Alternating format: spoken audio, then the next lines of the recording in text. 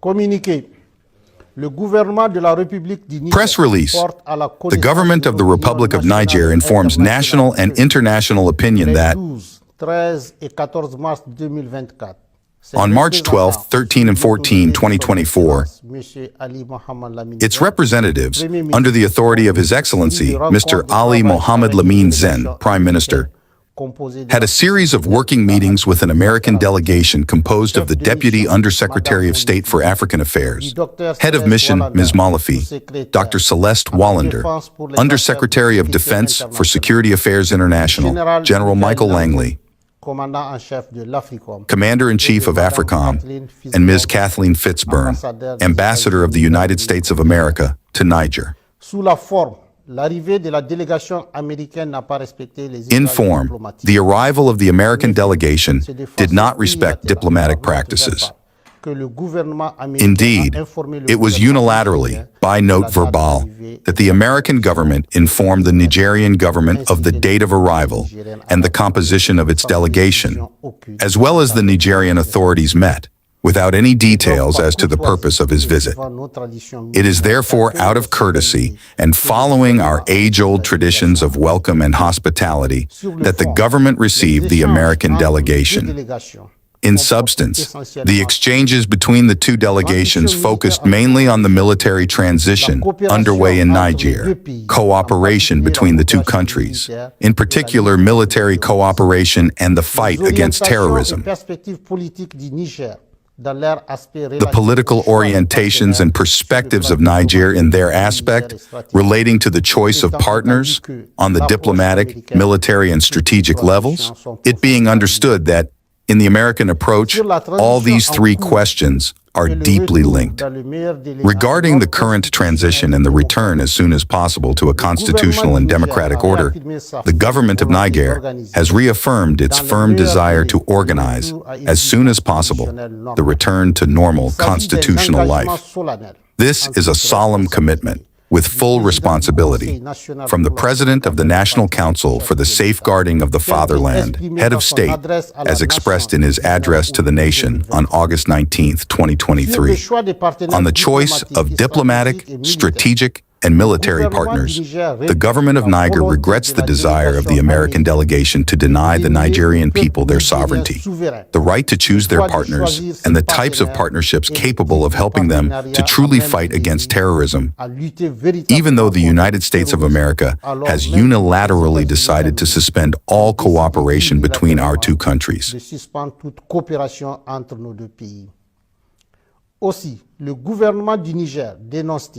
Also, does the government of Niger strongly denounce the condescending attitude accompanied by the threat of reprisals on the part of the head of the American delegation towards the government and the people of Niger?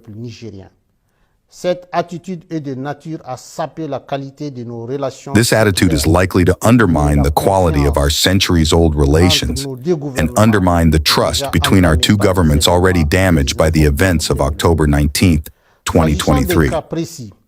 Regarding the specific cases of the Russian Federation and the Islamic Republic of Iraq, two countries with which Niger has maintained diplomatic relations for several decades, and which particularly focus the interest of the United States of America, the government wishes to bring to the attention of the Nigerian people and all the peoples of the international community that it has never signed a secret agreement with its partner countries. All agreements signed by Niger since the advent of the National Council for the Safeguarding of the Homeland respect international rights and transparency rules. This is why the government of Niger rejects the false allegations of the head of the American delegation, consisting of maintaining that it had signed a secret agreement on uranium with the Islamic Republic of Iraq. This cynical approach, usually used to discredit, demonize, and justify their threats against states, is reminiscent of the example of the Second Iraq War.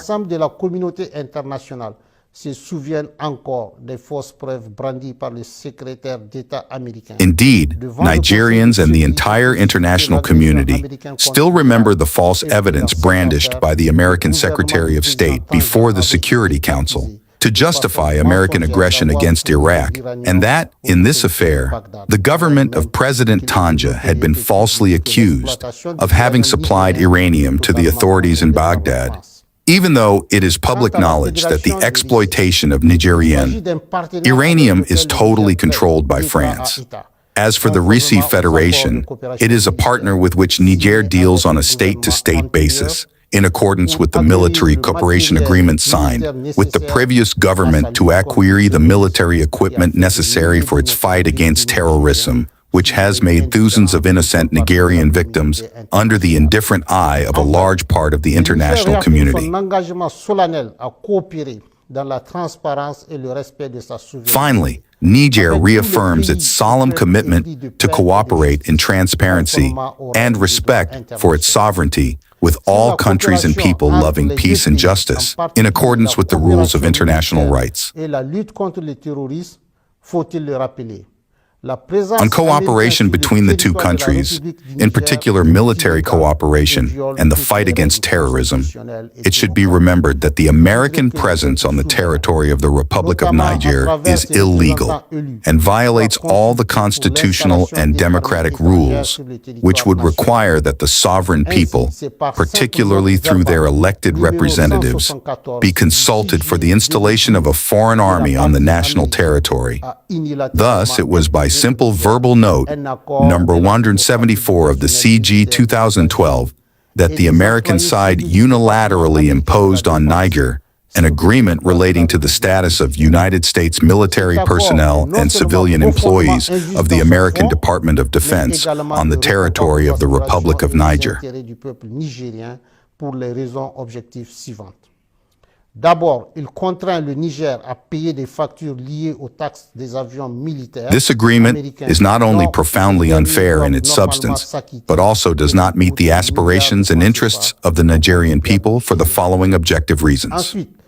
First, it forces Niger to pay bills linked to taxes on American military aircraft, which the latter must normally pay, and which cost Nigerian taxpayers billions of CFA francs. Then, the competent Nigerian authorities have no information on the military activities carried out from American bases in Niger, and are unaware of the civilian and military personnel, as well as the American equipment deployed on Nigerian soil. Finally, the American Army has no obligation, according to the agreement, to accede to Nigerian requests for support against the terrorist groups who assassinate our valiant defense and security forces and massacre our hardworking populations. Also, since July 26, 2023, and the advent of the National Council for the Protection of the Fatherland, the American government has decided unilaterally and abruptly to suspend its military cooperation in violation of the agreement imposed on the Nigerian people by invoking Article 798 of the Consolidated Appropriation Act without going to the end of its logic, which would require it to withdraw its soldiers from Nigerian territory. Furthermore, for several weeks, the Nigerian government has noted illegal overflight activities over its territory by American aircraft, which are likely to call into question the sincerity of their partnership and the relevance of maintaining the cooperation agreement, military imposed by our verbal. In view of all of the above, the government of Niger, taking into account the aspirations and interests of its people, decides with all responsibility to denounce with immediate effect the agreement relating to the status of United States military personnel and employees civilians of the United States Department of Defense in the territory of the Republic of Niger. A diplomatic correspondence will be sent to the American side to this effect, made in Niamey on March 16, 2024.